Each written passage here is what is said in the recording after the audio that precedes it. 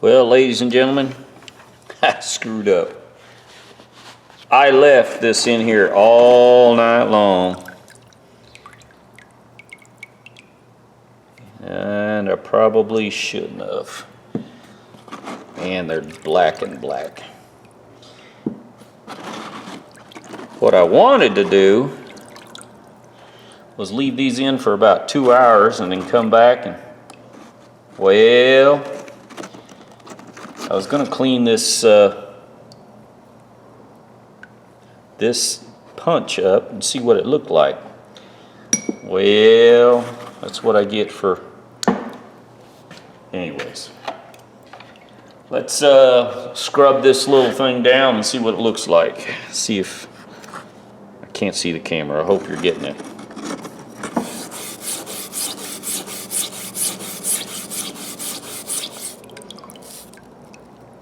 Yeah, it's not bad. I think it etched the metal.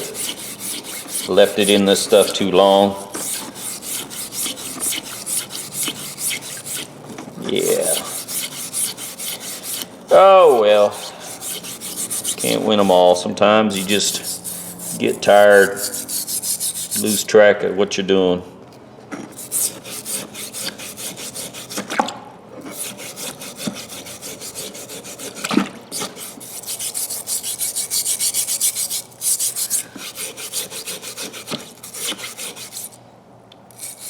Yeah, it pretty much etched it. I hope you can see it etched it. That acid just etched that metal. Oh well. Put it on the sanding wheel and clean it up. Alright, we'll be back. Well, check this out. I'm trying to look at camera. I bought this and didn't realize, look at the crack in it, in that steel. So I guess I could cut it off and make a shorter punch. Yeah. All right. Well, let's do that next. Maybe I'll just cut it off with a cutoff wheel and then grind this down to make a punch out of it.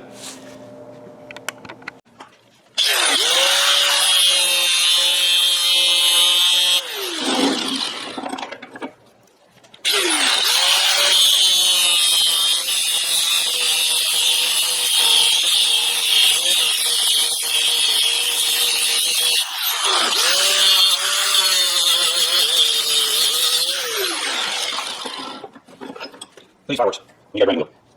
Oh, I'll grind this down a little bit. See, I'll grind this down a little bit so it looks like it works. If not, then I'll have some time.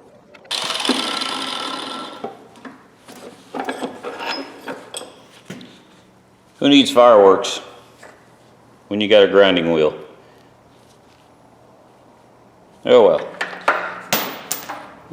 I'll grind this down a little bit. Shoot, I'm out of the camera. I'm gonna grind this down a little bit, see what it looks like. If it works, it works. If not, I'm out just some time.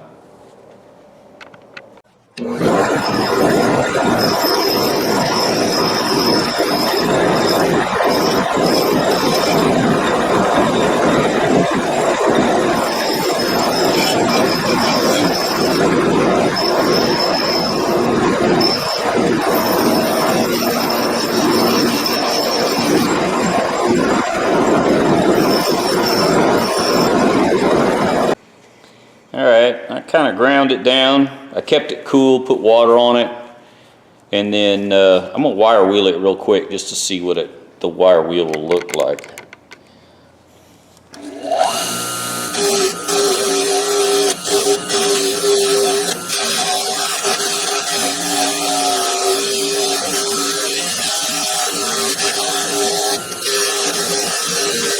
If you look real closely, you can see the etching the acid did. I left it in that Rust-Oleum probably overnight.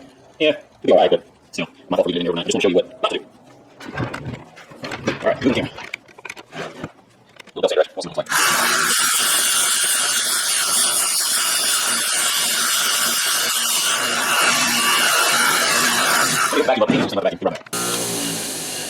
If you look real closely, you can see the etching the acid did. I left it in that Rust-Oleum product overnight. Yeah, it'll be all right, but still, my fault for leaving it in there overnight. I just want to show you what not to do.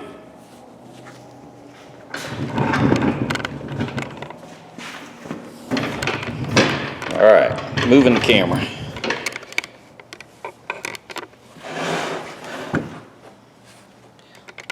Little belt sander action. We'll see what it looks like.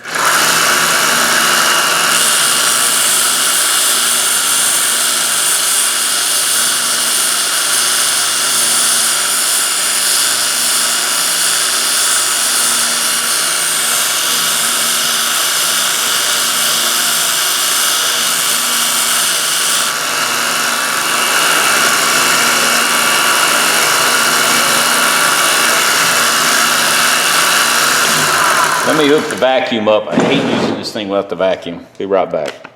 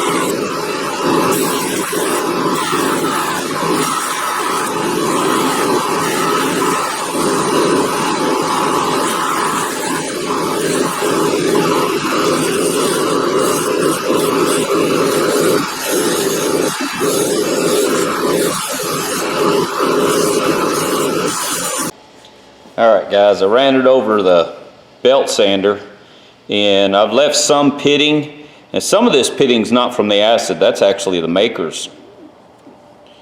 So, or could be deep rust pits. But I'm gonna run it over the fiber wheel and take a look at it then. Put my glove on. The wire wheel and the fiber wheel, I wear gloves, and the reason I do is because of that right there. The wire will grab, especially your skin, it'll eat it. So that's why I wear these leather gloves. I like leather better than the cotton because the cotton will grab a fiber and the wire wheel will grab a fiber and it'll just start unwinding and just rip the gloves up.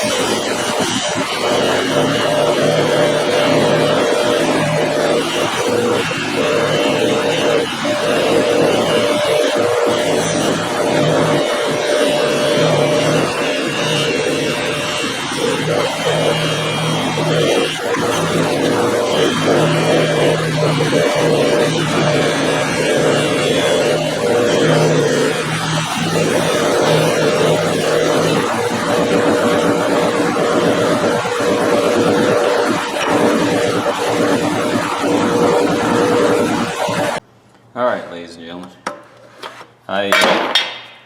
Probably not worth doing, but I took that punch. I think at first when I saw this, I thought it was a railroad spike, the way it's made. But I know back in the early 19th century, early 20th century, actually 1920s, and in there, that, you know, their quality control is not as good as what we have now. And it could be because his head was beat up a little bit and misshapen from use, but I got me a nice little punch now. And like I said, this one was cracked, so just cut it off and make use of what I had. And you can see it's not the best. I didn't do the best polishing job on it.